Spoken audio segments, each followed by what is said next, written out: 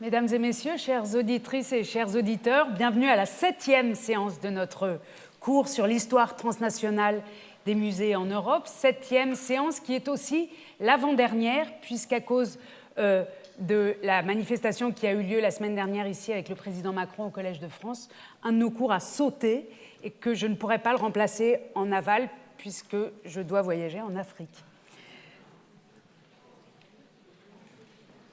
7e étape, donc, de notre histoire transnationale des musées en Europe, dont je rappelle le cours. Je fais comme toujours le résumé de l'épisode précédent.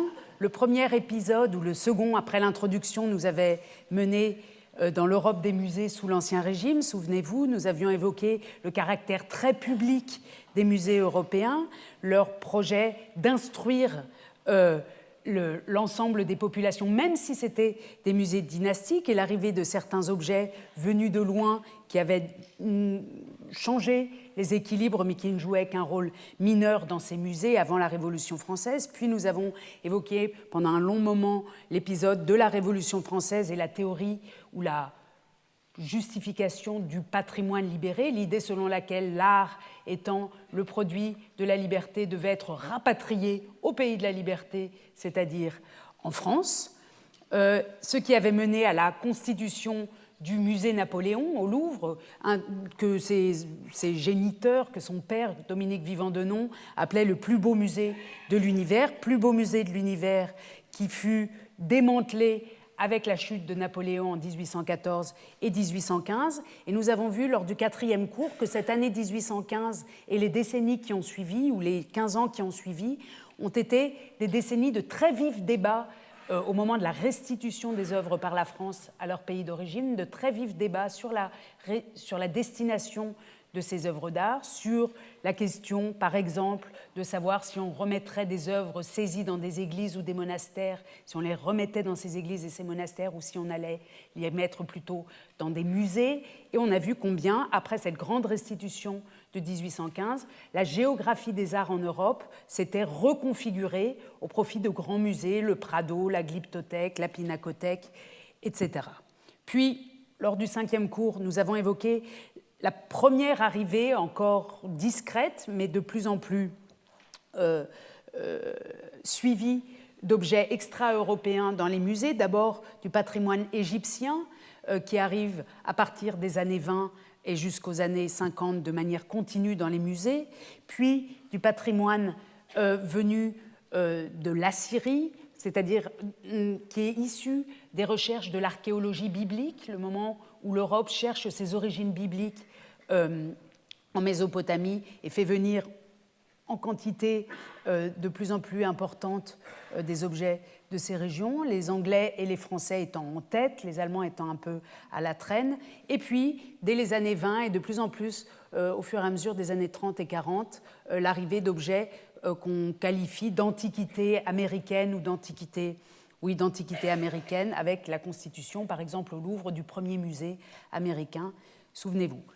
Au cours dernier, nous sommes passés dans le dernier tiers du XIXe siècle avec un cours intitulé « Gigantomanie » où il a été question non seulement de l'agrandissement, de l'accroissement considérable des collections des grandes capitales européennes, accroissement considérable qui a mené à un agrandissement, un réaménagement des grands musées, du British Museum qui a donc acquis sa forme actuelle et qui comportait des collections de tous ordres qu'on a regardé la dernière fois, les musées impériaux du Louvre qui, dans leur nouvelle architecture, étaient au nombre de 14, souvenez-vous, on a vu que donc, le Louvre était une agglomération de différents musées qui pouvaient aller des tableaux des différentes écoles aux émaux, aux antiquités grecques et romaines et même donc aux antiquités assyriennes et mésopotamiennes. Et on a regardé d'autres exemples comme celui, vous voyez ici, de Vienne, les 2 grands musées construits à Vienne en 1891, musées donc impériaux dont la construction est liée à la reconfiguration urbaine de la ville, ce qui est le cas dans plusieurs villes. Donc ces années 1800, à partir de 1870 et jusqu'à la fin du siècle, sont des années de boom des musées. Et souvenez-vous, on avait lu un extrait qui nous indiquait que des musées étaient créés à Marseille, à Budapest, dans toutes les villes de province françaises et ailleurs. On avait évoqué aussi le cas d'Amsterdam. Et j'avais dit en début de cours que ce cours de la dernière fois, Gigantomanie, était lié chronologiquement à celui d'aujourd'hui, qui s'intitule « Admirer et détruire » et qui va porter en particulier sur les collections ethnographiques qui se forment ou qui augmentent considérablement, elles aussi, dans ce dernier tiers du XIXe siècle. Donc nous sommes toujours à partir de 1875, 1878, 1880, et nous allons voir comment l'époque coloniale grossit les musées européens à son tour et comment, devant l'arrivée de ces objets d'origine souvent africaine ou océanienne, l'arrivée très massive, comment réagissent les musées européens. Le cours, comme toujours, s'articule en 3 volets. Le premier s'intitule « Destruction, documentation ». Le second, « Des musées pour les autres ». Le troisième, « En avoir ou pas ». Et puis, comme toujours, la petite incise méthodologique intitulée ici « Photos interdites » où j'aimerais évoquer la question de la photographie dans les musées comme source historique. Vous avez vu, je vous ai déjà dit plusieurs fois qu'il était parfois difficile de reconstituer l'histoire des musées si on se fiait simplement aux sources que nous livrent ces musées, c'est-à-dire des catalogues, principalement des catalogues. Et que parfois il est nécessaire de solliciter les récits des voyageurs ou aussi la photographie. Mais il se trouve que l'histoire des musées, et en particulier au XIXe siècle, est une histoire de combat contre la photographie. Vous voyez ici un arrêté pris à Paris, mais on pourrait trouver le même genre d'arrêté à Berlin, à Dresde, à Londres, un arrêté pris en 1866, c'est-à-dire à une époque où la photographie existe déjà, où on pourrait s'attendre, quand on est historien, à trouver de belles photographies des salles pour comprendre comment elles étaient agencées, etc. Et vous voyez écrit ici, le sénateur surintendant des Beaux-Arts, considérant que les permis de photographier dans les galeries du Louvre sont reconnus nuisibles à la conservation des monuments, que messieurs les photographes apportent la plus grande négligence à leurs opérations et répandent dans les salles qu'ils considèrent comme des ateliers des substances corrosives altérant les parquets et les escaliers. Donc ce n'est pas contre les œuvres d'art, c'est vraiment le mobilier qui, à cette époque chimique, souffre. Arrête. Article 1er. À partir du 1er août, les permis de photographier dans les galeries sont retirés, sans exception aucune, jusqu'à nouvel ordre. Et le résultat de cette négligence des photographes, et puis aussi des questions de droit de l'image, mène à une sorte d'absence d'image ou d'absence de photographie des musées du XIXe siècle, pas une absence totale, mais un petit nombre qui nous gêne, nous autres historiens. Et quand on trouve des photographies des salles, et encore mieux, et encore plus rare, très très rare, des photographies des salles avec des visiteurs, ce sont toujours de grands moments. Je vous montre une photographie précoce ici, prise dans d'un cycle de photographies de la fin des années 1850 au British Museum, qui nous permet, quand on les trouve, donc ces photographies, de comprendre un peu l'agencement des œuvres, sinon on en est réduit à des catalogues qui sont des textes ou à des reproductions des œuvres. Mais le musée comme espace, comme lieu où l'on voit avec son corps, en quelque sorte, est mal documenté par la photographie jusqu'au XXe siècle, hélas. Destruction, documentation. Nous avons évoqué déjà l'arrivée au XVIIIe siècle dans le cadre d'expéditions, d'œuvres d'art venues dans le cas d'œuvres d'art ou d'objets ethnographiques extra-européens venus notamment de l'océan Pacifique. Vous voyez ici des œuvres rapportées par James Cook lors de ses expéditions, œuvres qui étaient venues peupler les musées, plusieurs musées européens, même s'ils avaient à l'origine une seule expédition. Ceux de James Cook sont venus à Londres, à Oxford, en partie à Vienne, par le biais du marché de l'art, et aussi à Göttingen, puisqu'il y avait des alliances dynastiques entre le royaume de Hanovre et la Grande-Bretagne. L'expédition de Cook avait été financée par la couronne britannique. Nous avions évoqué aussi certaines expéditions en Sibérie, avec ici un fétiche venu aussi ou don d'un collectionneur privé fait au musée universitaire de Göttingen. Mais ce type d'objet était resté en minorité dans les musées jusqu'au milieu du XIXe siècle. Objets, donc, qui ne sont pas des objets d'archéologie. On a des objets extra-européens comme les antiquités égyptiennes, les antiquités assyriennes qui arrivent en Europe, mais ce sont des antiquités. Elles ont le statut de témoignage de l'humanité. Tandis que les œuvres ici dont on parle sont des œuvres qui documentent la vie quotidienne ou les croyances ou la religiosité d'autres peuples contemporains de ceux qui les prennent. On n'est pas dans une logique ici de distance historique, on est dans une logique de distance géographique et d'intérêt pour la curiosité d'autres peuples. Avec l'époque coloniale qui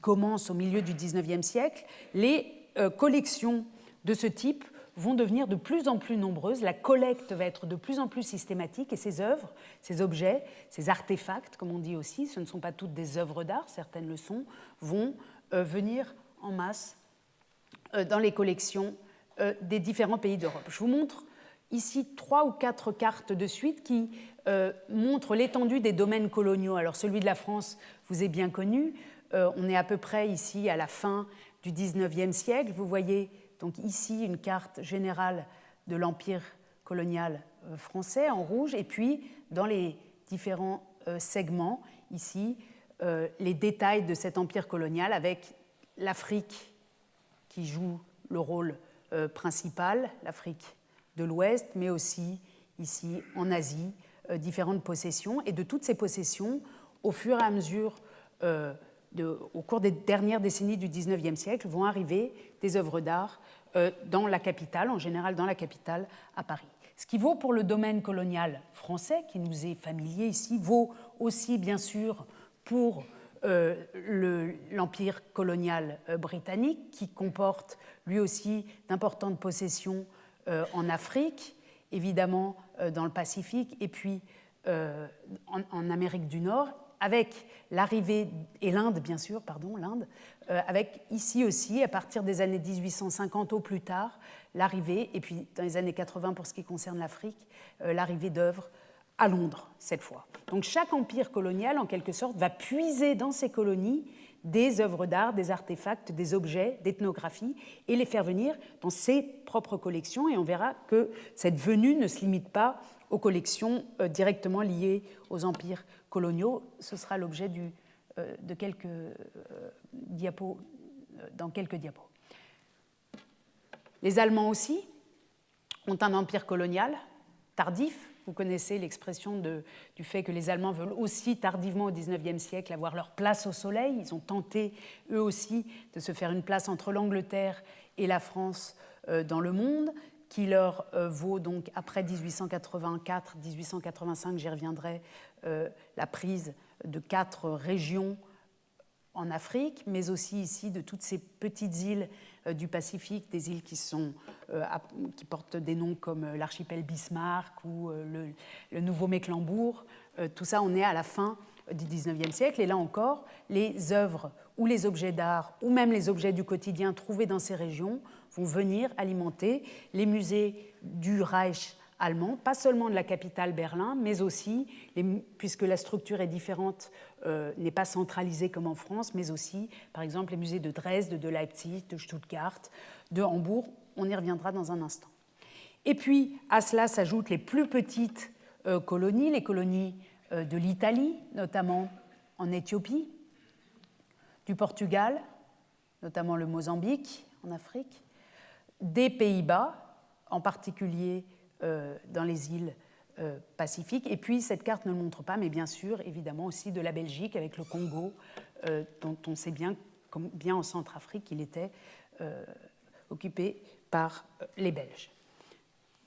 L'année clé pour ce qui concerne le patrimoine africain, c'est l'année 1884-1885, c'est-à-dire l'année même, souvenez-vous, où les Berlinois fantasmaient sur leur grand musée d'antiquité, où ils imaginaient placer les restes d'Olympie et les restes de Pergame à la pointe de l'île des musées, et exactement au même moment où ce concours d'architecture a lieu de l'autre côté, c'est-à-dire ici, ici on a l'île des musées, et puis ici Unter den Linden, et ici vous avez le château des Hohenzollern, le château royal de Prusse, et exactement dans ce château, exactement à cette époque, va avoir lieu la conférence de Berlin en 1884-1885, qui est la conférence au cours de laquelle les pays européens vont se partager l'Afrique. On le voit ici dans cette caricature, l'Afrique est représentée comme un gâteau et Bismarck, avec son grand couteau, va la partager en parts égales jusqu'à ce que chaque pays européen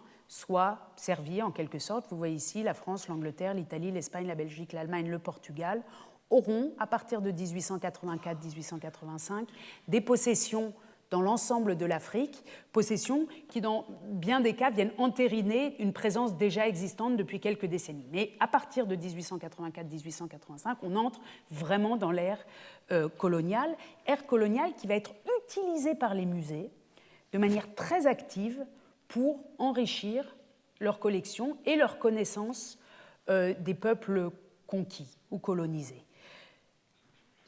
Je vous montre ici 2 pages d'un catalogue de vente d'un marchand de Hambourg qui s'appelait Museum Umlauf, donc le marchand, la galerie elle-même porte le titre de musée, et ce n'est pas un hasard qu'elle se trouve à Hambourg, puisque dans toutes les villes portuaires, donc à Hambourg, au Havre, à Nantes, à Bordeaux, arrivent ces œuvres, et c'est souvent directement dans les ports que se fait le dispatchage ou que se trouvent les marchands qui ensuite, si ne s'est pas agi d'expéditions ordonnées par les États, vont vendre ces œuvres à différents musées européens. Donc vous voyez ici, par exemple, une offre d'objets africains, de fétiches africains, arrivés au musée Umlauf à la fin du XIXe siècle.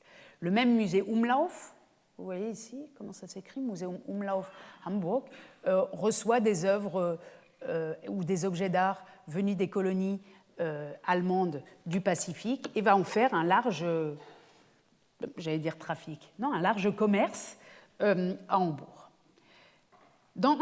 Alors pour comprendre la logique qui préside à cette grande collecte, qui évidemment, les musées ne jouent pas le rôle principal dans la colonisation, ce ne sont pas eux qui sont sur place, mais ils vont profiter des structures coloniales pour augmenter leur collection. Et on comprend très bien la logique qui préside ou la logique de lien entre la colonisation et les musées. Si on lit par exemple cet ouvrage de Henry Ling Roth, un conservateur de musées britannique, qui a consacré un livre important au Bénin, qui n'est pas le Bénin actuel, mais qui est aujourd'hui le Nigeria.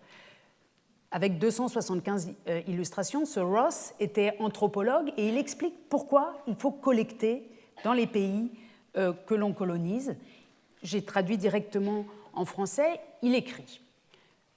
C'est un passage dans un livre très important sur le Bénin, l'actuel Nigeria. Contrairement aux Tasmaniens ou aux anciens Péruviens, l'Afrique de l'Ouest ne sera jamais effacée de la surface de la Terre, mais les rapports avec l'homme blanc modifient ses croyances, ses idées, ses coutumes et sa technologie, et il faut en prendre note avant de les détruire. On voit bien qu'il y a un double mouvement de l'homme blanc, celui qu'il appelle l'homme blanc qui arrive dans ces pays, et a bien conscience, en arrivant, de détruire ces pays, ou de modifier leurs coutumes, leurs idées, leurs technologies. Et on est donc dans une double logique, en quelque sorte, de conscience de la destruction, alors même si ce ne sont pas les anthropologues qui détruisent, mais les armées, les administrations, le commerce, les logiques capitalistes, destruction, et les anthropologues, tout en constatant cette destruction, décident de prendre note avant de détruire. Les choses marchent ensemble. Et c'est très important pour comprendre la logique de ces musées ensuite. La destruction se poursuit à un rythme soutenu, l'une des causes principales étant l'enseignement européen inadapté donné aux races indigènes en général, inadapté à celles-ci en raison des grandes différences physiques et mentales qui existent entre l'homme blanc et l'homme noir. On voit bien qu'on est dans une logique de d'évidence de la supériorité de la race blanche, évidence aussi de la destruction. On y va, on détruit.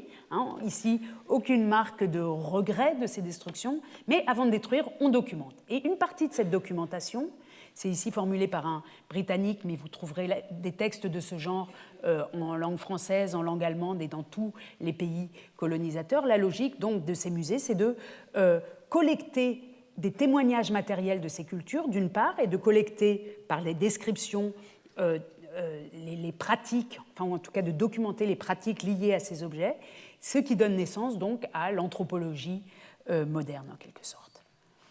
Autre motivation liée à cette anthropologie, c'est-à-dire à cette étude des autres, telle qu'elle est formulée par les directeurs de musées, par les anthropologues de la fin. Ici, c'est un texte de 1903, écrit dans les années qui ont précédé, donc à la fin du XIXe siècle, c'est que si on connaît la culture des autres, c'est-à-dire aussi leur culture matérielle, on pourra mieux les maîtriser politiquement et économiquement. Je vous lis cet autre passage du même ouvrage de Ross. Sur le plan politique, il est de la première importance que nos dirigeants aient une connaissance approfondie des races autochtones qui leur sont soumises, et c'est la connaissance que l'anthropologie peut leur donner, car cette connaissance peut enseigner quelles méthodes de gouvernement et quelles formes de taxation sont les plus adaptées aux tribus particulières ou aux stades de civilisation dans lesquels nous les trouvons. Donc, on arrive, on détruit, mais on documente, et on documente aussi pour pouvoir mieux exploiter.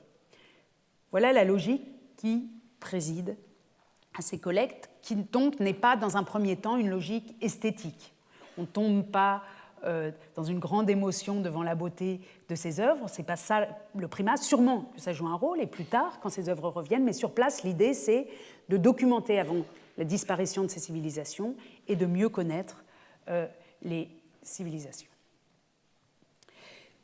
Si on fait parler le directeur du musée ethnographique de Berlin, Felix von Luschan, j'ai pris différentes voix pour que vous voyez qu'il y a un discours assez homogène sur ces questions dans toute l'Europe. Si on fait parler Felix von Luschan, le directeur du musée ethnographique de Berlin, on voit que la structure coloniale va être exploitée, va être utilisée, va être mise à profit par les musées. Il écrit par exemple, également à la toute fin du XIXe siècle, le département colonial du ministère fédéral des Affaires étrangères, sous-entendu allemande, la marine, les gouverneurs des zones protégées et un grand nombre de médecins, de fonctionnaires et d'officiers sont imprégnés de l'importance scientifique et pratique de l'ethnologie et soutiennent fortement nos efforts.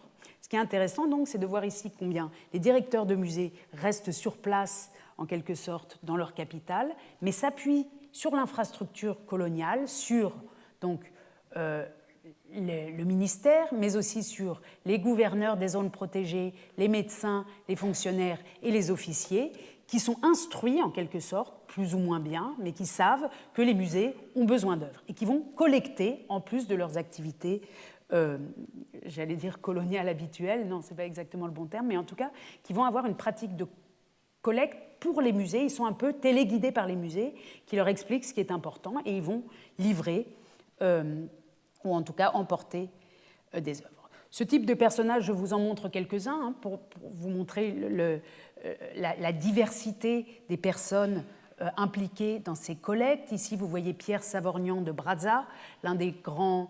il a joué un rôle dans la colonisation du Congo, il a la réputation d'avoir été un grand pacifique, il a considérablement collectionné, notamment de manière pacifique, dit-on, notamment pour le musée du Quai Branly, enfin pour le musée d'ethnographie du Trocadéro, qui est devenu le musée de l'Homme, qui est devenu le musée du Quai Branly. Vous voyez des administrateurs coloniaux comme celui-ci, qui a un nom qui arrivera un peu plus tard, mais qui lui aussi, enfin qui tous, en fait, ici il sert d'exemple, mais ces administrateurs qui sur place sont en contact avec les populations et avec l'aide ou non des armes ou de menaces réussissent à emporter des œuvres importantes. Et vous avez les missionnaires également, comme celui-ci, missionnaires qui sont en contact avec les religieux, qu'ils essayent de christianiser en général et qui, en les christianisant, enfin en contact avec eux, peuvent emporter ou les séparer de leurs fétiches. À ces types de personnages implantés sur les territoires, hein, qui forment un maillage assez étroit dans les territoires coloniaux. À cela, il s'agit ici du père Camille Laguel, aux côtés d'un féticheur en Angola. Pardon. À côté de ces personnages qui agissent de manière individuelle sur place dans le cadre d'un maillage assez étroit de l'administration coloniale, à côté de ça, s'ajoutent les grandes expéditions punitives de la deuxième moitié du XIXe siècle qui portent sur l'Asie. Vous vous souvenez du pillage du palais d'été lors de la seconde guerre de l'opium en 1860-1861, par exemple, mais qui portent aussi, et je me suis concentrée ici particulièrement sur l'Afrique, sur plusieurs régions africaines. Ici, il s'agit d'une pièce de musique qui commémore la prise de Magdala. Magdala, c'est une forteresse qui se trouve dans l'actuelle Éthiopie et dans laquelle l'empereur éthiopien avait notamment réuni des manuscrits précieux de tout le territoire éthiopien. Il les avait réunis là, notamment, mais d'autres objets précieux aussi. Et lors d'une expédition punitive, cette bibliothèque, notamment, a été dilapidée et emportée en partie à Londres par les officiers britanniques, mais comme cette armée britannique était aussi composée d'officiers indiens, on retrouve aujourd'hui de grandes quantités de ces manuscrits éthiopiens pris à Magdala, par exemple en Inde. Et on en trouve aussi à Berlin, on en trouve dans toute l'Europe. L'origine de cette diaspora, c'est cette expédition punitive de 1868. On peut en évoquer d'autres, celle du Dahomey en 1892. Vous voyez ici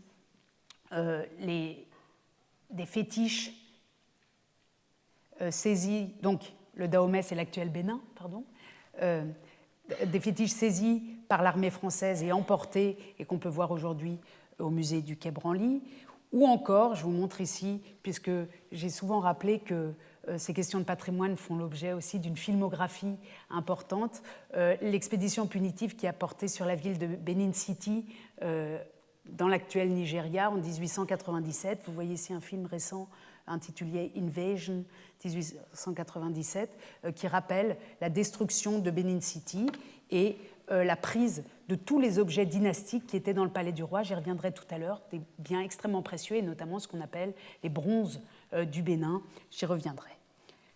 Donc on a différents types de collectes, des collectes, disons, dans le cadre colonial qui n'est pas un cadre pacifique, mais à l'intérieur de ce cadre non pacifique qui sont plutôt pacifiques ou en tout cas plutôt qui semblent avoir été le fait d'un échange avec les populations ou d'autres qui sont carrément violentes et on peut penser que vraiment du sang colle à ces œuvres d'art qui ont été transportées chez nous.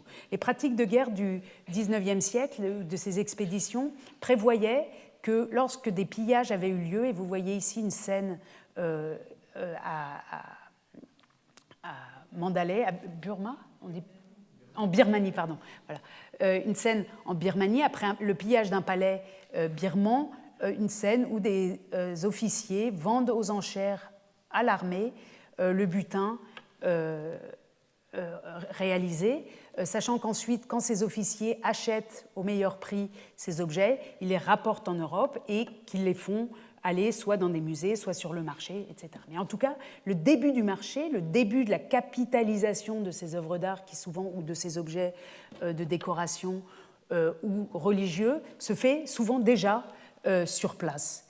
Et puisque j'évoquais les bronzes du Bénin et le pillage de Benin City en 1897, je vous montre ici une scène où on voit les Britanniques en 1880, plusieurs officiers britanniques en 1897 devant leurs prises, et ces prises étaient constituées donc en partie de ce qu'on appelle les bronzes du Bénin, qui sont des bronzes ou des œuvres, pas forcément en bronze, aussi en laiton, qui existent depuis le XVIe, qui dataient d'une période du XVIe au XVIIIe siècle et qui notamment décoraient le palais royal de Benin City. Donc ils étaient aussi appliqués ici, ce sont des œuvres en pleine bosse, mais il s'agissait aussi d'œuvres qui étaient appliquées au mur du palais royal, qui ont été complètement arrachées par les soldats et transportées par les officiers et transférées en Angleterre dans un premier temps, et puis de grandes quantités d'ivoire gravé qui racontent des histoires. Ce qui est très important de comprendre, c'est que ces œuvres étaient dans un contexte, le contexte du roi, elles n'étaient pas faites pour être vues par tout le monde, elles n'ont pas été prises dans des musées, évidemment, elles ont été prises dans un complexe, le complexe d'un palais, et que d'une part, et d'autre part, ce qui est important de comprendre, c'est que notamment les plaques de laiton qui étaient appliquées sur ce palais racontaient des histoires, un petit peu comme les Bibles des pauvres, si vous voulez. C'était des lieux où était racontée l'histoire de cette dynastie, y compris ici sur ces ivoires gravés. Donc, en quelque sorte, ce sont des bibliothèques, ou ce sont des lieux où, quand on avait accès à ces objets, on pouvait lire sa propre histoire. Et être privé de ça, c'est être en quelque sorte privé aussi de sa mémoire. De toute façon, ici à Benin City, le palais a été complètement détruit. Alors, ce qui est très intéressant, c'est de voir comment les directeurs de musées ou les anthropologues, les ethnologues suivent très précisément ces expéditions punitives et voient s'ils vont pouvoir en profiter et surtout prennent soin que ce soit leur musée qui en profite et pas d'autres musées. Je vous remontre un extrait du livre de Ross. Il explique, donc il parle de l'expédition punitive qui a été menée à Benin City, et il explique, lorsqu'au retour des membres de l'expédition punitive, on a appris que de beaux spécimens de bronze et d'ivoire et de bois avaient été trouvés dans la vieille ville du Grand Bénin. M. Charles Lyer, le gardien des antiquités au British Museum, avec une énergie caractéristique, s'est tout de suite efforcé d'obtenir pour la collection nationale de bons spécimens représentatifs de ces bronzes, et il a réussi à rassembler la plus belle collection de plaques, c'est ces plaques que j'évoquais à l'instant, que l'on puisse trouver dans n'importe quel musée. Donc on voit ici comment, puisqu'il s'agit d'une expédition punitive de l'armée britannique, comment le British Museum est aux premières loges, en quelque sorte, pour se servir et pour obtenir une collection importante. Dans d'autres cas, je reprends Félix von Luschan, directeur du musée ethnographique de Berlin, on a une logique semblable, même en amont des expéditions punitives. Vous voyez, dans le cas précédent, le directeur a appris au retour des membres de l'expédition punitive qu'il y avait de belles choses à voir. Dans le cas de Luschan, il apprend qu'il va y avoir une expédition punitive et vraiment, il met ses cartes déjà. Il écrit « Le ministère fédéral des Affaires étrangères nous a envoyé une collection très spectaculaire de fétiches et d'autres sculptures d'un genre complètement nouveau, provenant de l'expédition de punitive Ngolo du capitaine von Kant, d'une valeur de 2000 à 3000 marks, une acquisition tout à fait merveilleuse. » Et il poursuit « De plus, l'un de mes auditeurs actuels, le lieutenant von Arnim, se joindra à une nouvelle et grande expédition punitive contre le Ngolo, strictement secret. On peut donc s'attendre à des choses très brillantes. Monsieur von Arnim est bien informé de ce dont nous avons besoin et tentera de faire quelque chose de très soigné. Le coût sera probablement nul. » On ne peut pas être plus explicite sur la manière de procéder de ces grands musées. Et ce que fait notre Félix von Luschan à Berlin, les autres le font de manière peut-être moins explicite parce qu'ils sont moins loquaces, mais en tout cas, c'est la logique qui précède à la constitution de ces collections à la fin, notamment africaines, à la fin du XIXe siècle. Ce qui est intéressant, peut-être, d'évoquer ici, c'est qu'exactement à la même époque, par exemple, est créé au Caire, par la France, par Auguste Mariette, le premier musée égyptien sur place. C'est-à-dire que pour l'Égypte, pour la Grèce, souvenez-vous du musée d'Olympie qu'on avait déjà évoqué, pour l'Égypte, pour la Grèce, les consciences européennes commencent à sentir qu'on ne peut pas tout exporter et qu'il faut aussi créer des musées sur place. Ici, dans le cas africain et dans le cas des colonies en général, évidemment, pas question de créer des musées sur place, on détruit et on emporte. On détruit, on documente, on emporte. Vous voyez ici un siège royal venu de la campagne du Dahomey tel qu'il a été présenté au musée d'ethnographie du Trocadéro. Et vous voyez que dans sa présentation dans le musée était bien précisé qu'il s'agissait,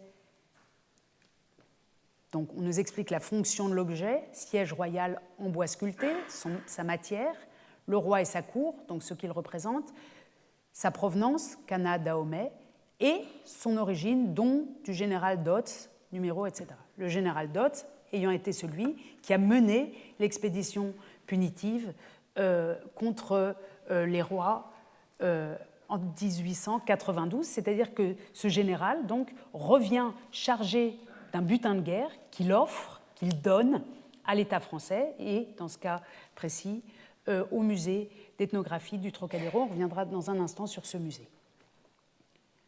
Aujourd'hui, ou parfois, quand on évoque la question des restitutions, on sait que juridiquement, on ne peut pas restituer un don. Ça, c'est un don du général Dodds. Donc, si on voulait restituer, il faudrait le rendre à la famille des Dodds. Et il y a des constructions juridiques complexes qui régissent les dons au musée et qui font que quand on évoque la question d'éventuelle restitution, les choses ne sont pas du tout simples. Et ce cartel ici est particulièrement explicite. Aujourd'hui, quand vous allez au musée du Quai Branly, si je ne me trompe pas, vous ne verrez pas écrit aussi explicitement et en aussi gros et en aussi clair qu'il s'agit du don d'un général qui a mené l'expédition de 1892. Je ne crois pas, il faudrait vérifier. On a été là pendant un instant sur place en quelque sorte. On a vu des directeurs de musées qui téléguident leurs agents ou leurs contacts sur place lors d'expéditions punitives ou dans le cadre d'expéditions dites punitives d'ailleurs. Le terme c'est le terme de l'époque, il faut le nuancer, et qui téléguident leur collecte, leur acquisition, qui leur expliquent ce qu'ils veulent.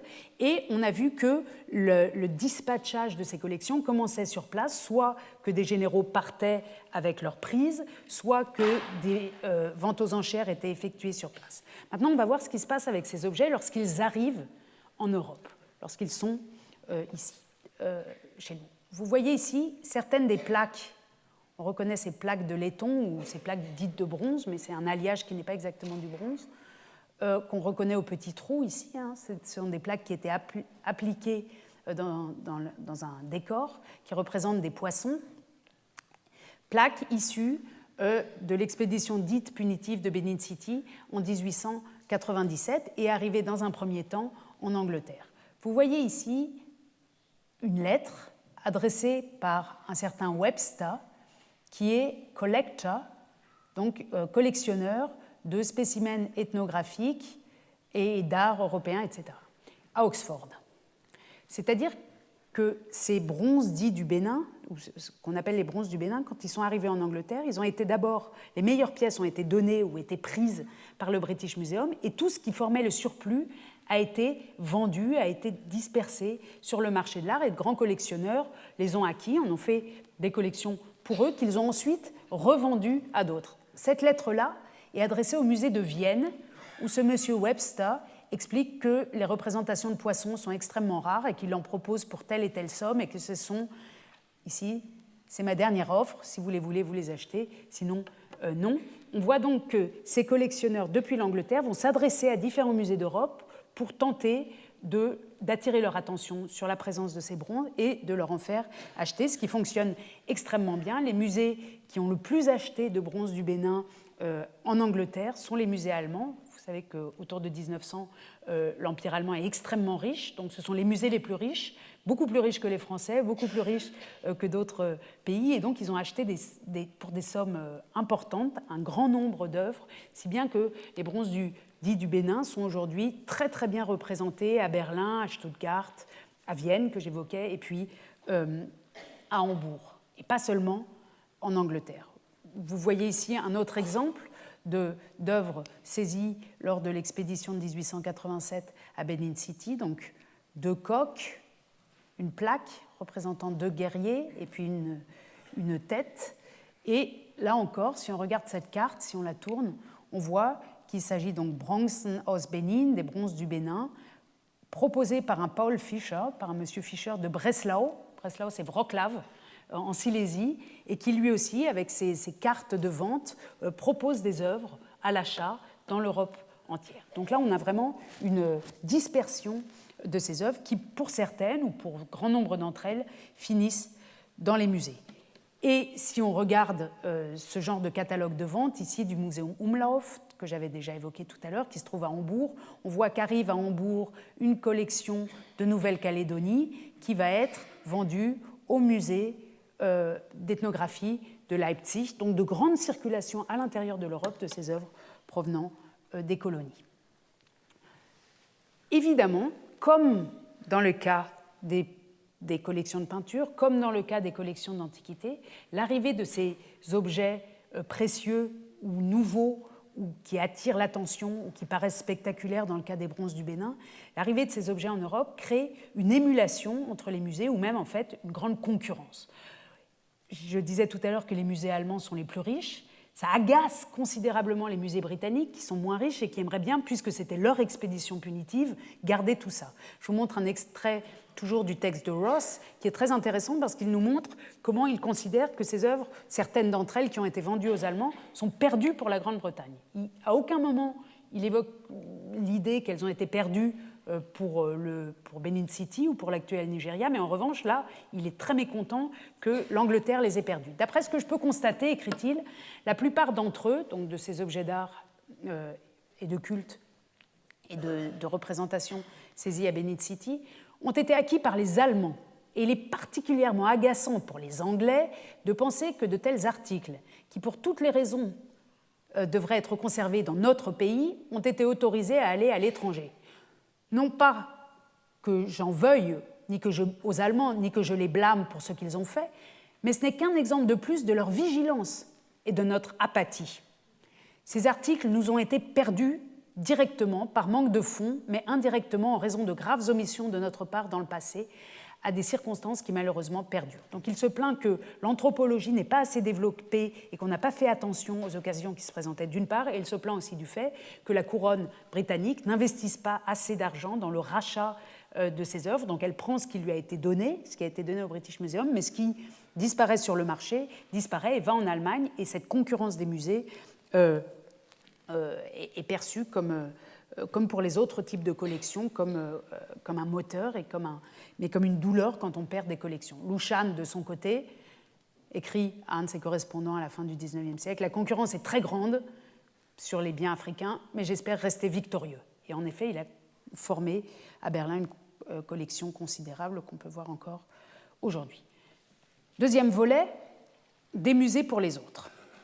Alors, que se passe-t-il avec ces œuvres qui arrivent, soit directement, soit indirectement, par le biais du marché de l'art, et comment nos musées qui déjà, souvenez-vous, craquent en quelque sorte, ont été agrandis, ont été réaménagés, mais craquent déjà sous le poids des antiquités, des 14 musées impériaux dans le Louvre, etc. Comment tout cela va être accueilli et qu'est-ce qu'on en fait dans les capitales? Ils ont une très grande valeur, mais la question se pose de leur installation et de leur mise en espace. À Paris, va être recyclé, en quelque sorte, le palais du Trocadéro, construit en 1878 pour l'exposition universelle. Vous le voyez ici, l'ancien palais du Trocadéro, donc on reconnaît l'emplacement.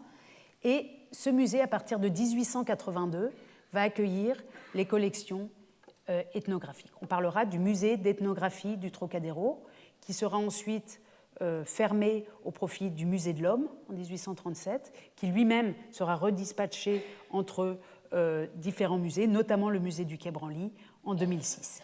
Donc, dans ce musée ici, ce musée d'ethnographie du Trocadéro, vont venir les objets ethnographiques qui avaient été placés au musée du Louvre. Vous voyez que les monuments exposés dans la salle des antiquités américaines ici, on va les retrouver en quelque sorte dans la galerie américaine du musée d'ethnographie du Trocadéro. Donc on peut dire qu'il y a une translocation à l'intérieur de Paris de ces collections. Elles trouvent un autre lieu qui sera le leur dans un état qui n'est pas un très... Enfin, ce musée manque de budget jusque dans les années 1930, donc elles ne sont pas très bien mises en valeur, mais elles sont en tout cas dans ce lieu où elles seront beaucoup vues. À Berlin, l'île des musées, qui est ici, souvenez-vous que les objets d'ethnographie arrivaient dans un premier temps, jusqu'à la première moitié du XIXe siècle, avaient été placés dans le Neues Museum ici, donc juste derrière le Altes Museum. Et au moment où toutes ces collections ethnographiques arrivent, c'est-à-dire au moment de la période coloniale, du partage de l'Afrique, etc., va être ouvert un nouveau musée à distance, hein, on les met loin, en quelque sorte. Ce n'est pas la périphérie de Berlin, puisque Berlin est une ville polycentrée. Là, vous avez l'île des musées, puis vous avez un autre centre à l'ouest, donc, et la Potsdamer Platz, qui n'est pas loin ici. Donc, on est quand même dans un... On n'est pas à la périphérie de la ville, mais en tout cas, on n'est pas sur l'île des musées qui conserve le grand art antique et européen. Non, on est beaucoup plus loin, dans un musée qui va s'appeler le Königliches Museum für Völkerkunde, le musée royal d'ethnographie, en fait, d'études des peuples que vous voyez ici, qui a été détruit pendant la Seconde Guerre mondiale et qui va accueillir dans cet espace symétrique caractéristique les collections, vous voyez ici le premier étage, les collections donc de Ceylan, d'Afrique, des îles Pacifiques, de la Guinée, de l'Amérique centrale et du Sud, du Pérou, de l'Amérique du Nord et de la Sibérie. Sur plusieurs étages donc vont être placés les objets provenant donc non seulement des colonies allemandes, mais aussi de tout ce que les Allemands auront pu acheter sur le marché. Évidemment, les Allemands n'ont pas de colonies en Amérique, ni du Sud, ni du Nord, mais ils acquièrent sur le marché des collections et font de ce musée l'un des plus grands musées jusqu'à sa disparition. Et jusqu'au fait que l'armée russe, en 1945, a emporté une grande partie des collections à Moscou qui n'ont pas été rendues, mais jusqu'aux années 30, c'est l'un des plus grands musées ethnographiques en Europe. Le British Museum, lui, choisit l'option de continuer à grossir. Il ne crée pas un autre musée pour accueillir les collections ethnographiques, mais à partir de cette période-là, le musée d'histoire naturelle, souvenez-vous, les insectes, etc., qui étaient aussi dans le British Museum, vont être placés ailleurs, et ça va faire de la place pour les collections ethnographiques. Donc vous vous souvenez de ce plan où on voyait déjà ce British Museum exploser de toutes parts avec ses très nombreuses collections au rez-de-chaussée, les collections principalement antiques, et au premier étage, ici, vont être installées dans ces salles-ci, donc dans un petit nombre de salles, les collections considérables. Donc, on peut imaginer des salles très pleines, puisque ces collections sont extrêmement importantes, dans cette aile ici du premier étage. Vous voyez au catalogue, si on regarde l'index d'un catalogue du British Museum à la fin du XIXe siècle, donc on a toujours toutes les collections auxquelles on a été habitué depuis le début du siècle. Et puis ici, la galerie ethnographique. Il est écrit ici « Collection ethnographique provenant de différents coins du monde et les antiquités d'Amérique ». Et puis le texte précise que cette galerie ethnographique a un peu grandi n'importe comment. Vous voyez ici, elle a été... Pardon, il y a dans cette galerie des œuvres venant de différents endroits du monde, à l'exception de la Chine et du Japon qui sont dans la galerie asiatique, mais elle inclut les antiquités américaines. Une collection de cette nature a été progressivement accumulée au musée, mais n'a pas fait l'objet d'attention spéciale. Et puis on voit ici que ça a continué de grandir et que c'est seulement vers la fin du siècle qu'on tente de créer une systématique là-dedans. Donc on trouve la place qu'on trouve dans ce musée qui continue de grandir. Je vous montre ici une salle dans laquelle sont réunies toutes sortes d'antiquités. Ici, au fond, les étiquettes nous indiquent, les indications, ici, les panneaux nous indiquent de quoi il s'agit. Ici, il s'agit d'objets asiatiques, là-bas, d'objets américains. Tout a l'air assez mélangé, mais voilà, il faudrait faire une vraie enquête photographique ou de ces catalogues pour bien comprendre ce qui était dans chaque salle. On peut quand même imaginer une grande pléthore d'objets. S'ajoute à cette expansion des bâtiments muséaux pour les collections ethnographiques, la création de musées d'un type nouveau qui sont les musées coloniaux, le plus célèbre d'entre eux étant le musée colonial de Tervuren en Belgique, près de Bruxelles. On voit ici sur cette carte postale résumer l'histoire de la création de ce musée colonial, le musée qu'on appelle aussi le musée du Congo. Le musée du Congo fut créé par Léopold II lors de l'exposition de Bruxelles en 1897. Donc on est en plein dans cette période de démantèlement en fait, des sociétés locales africaines. Il occupa d'abord un bâtiment construit sur l'emplacement du château incendié en 1878. En 1910, on inaugura le palais colonial actuel, c'est celui-ci, construit sur les plans de l'architecte Giraud et qui reproduit le petit palais des Champs-Élysées à Paris. Ce musée du Congo, le musée colonial qui existe aujourd'hui toujours, qui est fermé pour réaménagement en ce moment, mais qui existe et qui comporte des collections absolument phénoménales, non seulement d'histoire naturelle, mais aussi d'art, n'est pas le seul, c'est le plus grand, le plus célèbre. On voit par exemple la naissance de musées de ce genre-là, de proportions bien moins grandes, à Lyon par exemple. Vous voyez ici une photographie des salles du musée colonial de Lyon. On en trouve aussi à Bordeaux, en général dans les villes portuaires. Voilà. Et puis, simplement pour compléter, puisqu'on a évoqué seulement les grandes collections de Paris, Londres et Berlin, j'ajoute que de plus petites villes, comme ici Francfort, voient aussi se créer, et dans toute l'Europe et en Grande-Bretagne bien sûr aussi, de petits musées, municipaux, des petits Völkerkundemuseum, städtisches Völkerkundemuseum. Donc on a aussi des musées municipaux, on en connaît un à Dunkerque par exemple, ici en France, des musées municipaux d'ethnographie. Donc tout le territoire européen va être, à partir des années 1880-1900, maillé de collections ethnographiques.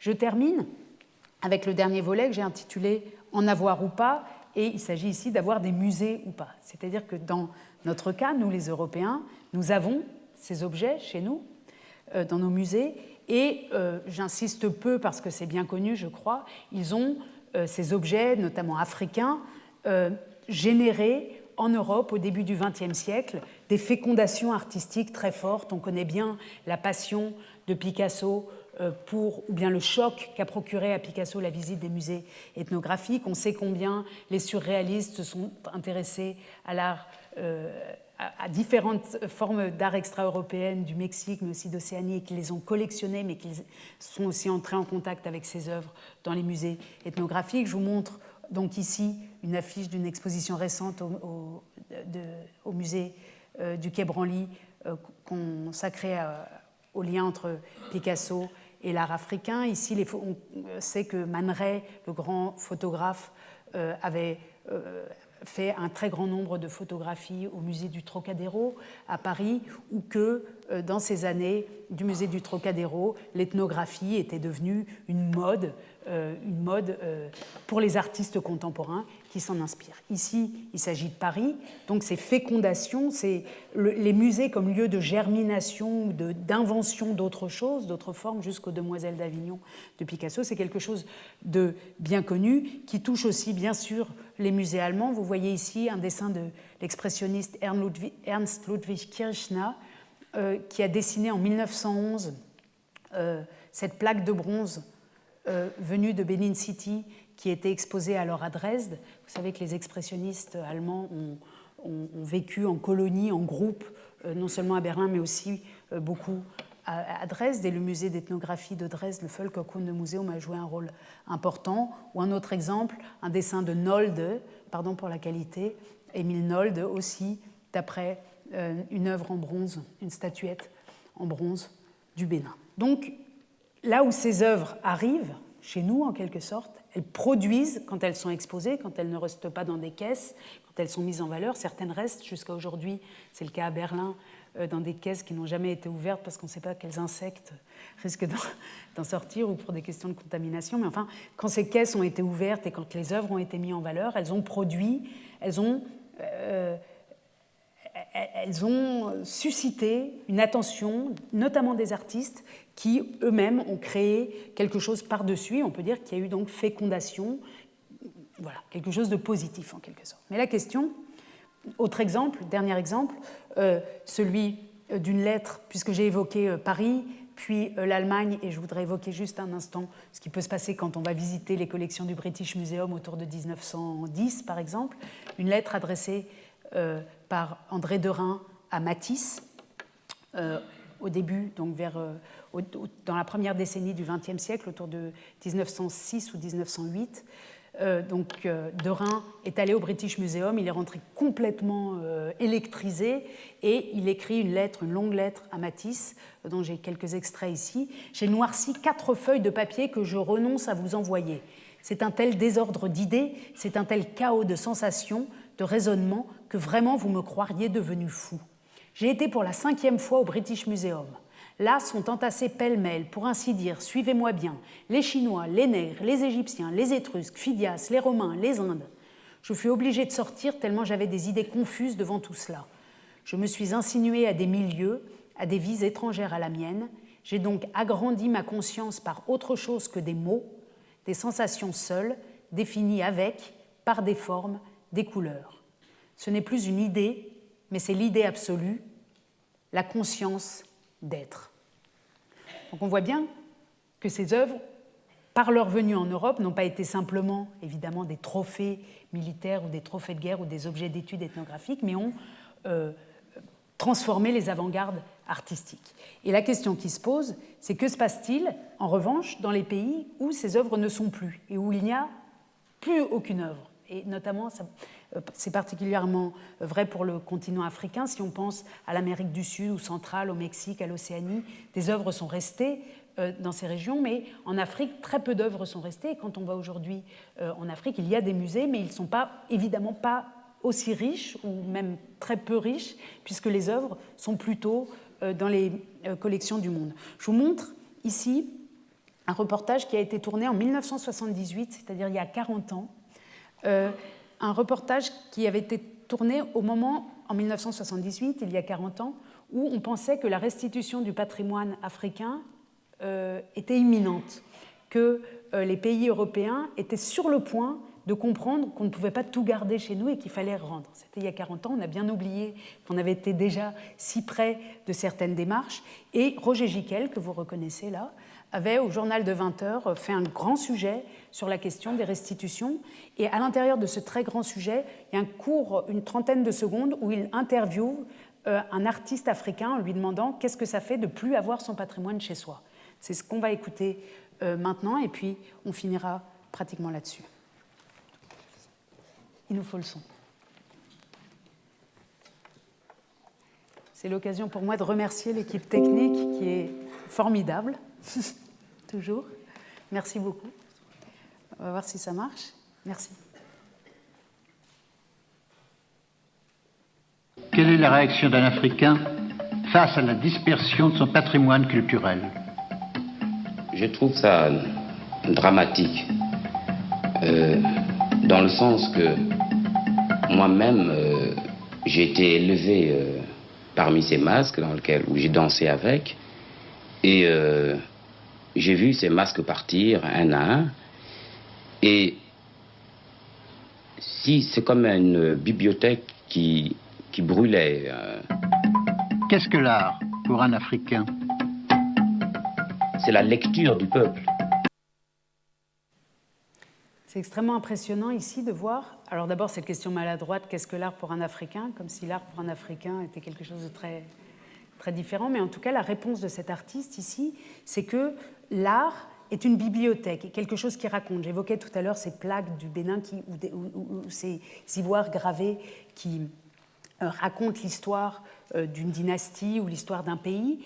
Et quand on est privé de ces œuvres, et comme nous explique ici cet artiste, quand on voit partir une à une les œuvres, alors lui les a vues partir plutôt dans les années 60, 50 bien sûr, par le marché, pas au moment de ces expéditions punitives du 19e siècle, mais en tout cas, quand on les a vues partir, c'est comme, dit-il, une bibliothèque qui brûle, c'est-à-dire comme une mémoire effacée. Et il faut toujours penser le patrimoine, quand on a le privilège, nous, d'aller visiter les belles collections du musée du Quai Branly ou autres, toujours penser aussi aux endroits où ces œuvres ne sont plus. Et ce que ça peut faire à des régions entières, à des populations, d'être privé, d'être séparé de son histoire, quand cette histoire a été précisément marquée sur ces monuments. Et, quelle est la règle? Et je voudrais finir sur un très beau texte qui date aussi de 40 ans, qui était en lien avec le reportage de Roger Gicquel, à l'instant, qui est un appel qu'avait lancé M. Amadou Martar Mbo, à l'époque directeur général de l'UNESCO, appel pour le retour à ceux qui l'ont créé d'un patrimoine culturel irremplaçable. Il écrit sur cette première page « Le génie d'un peuple trouve une de ses incarnations les plus nobles dans le patrimoine culturel que constitue, au fil des siècles, l'œuvre de ses architectes, de ses sculpteurs, de ses peintres, graveurs ou orfèvres, de tous les créateurs de formes qui ont su lui donner une expression tangible dans sa beauté multiple et son unicité.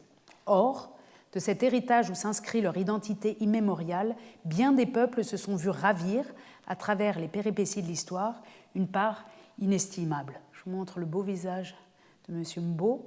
Puis on va regarder ensemble quelques extraits de ce texte qui fait simplement 3 pages. Vous pouvez le consulter sur Internet, il est extrêmement beau. Il est d'autant plus beau qu'il a 40 ans et qu'on se dit « Ouh là là, qu'est-ce qu'on a fait pendant 40 ans? Pourquoi on n'est pas allé alors que les choses avaient été si bien comprises et pensées déjà à ce moment-là? Pourquoi on n'est pas allé plus loin? Qu'est-ce qui s'est passé pour qu'on revienne tant en arrière et que ce soit seulement maintenant que la question se repose?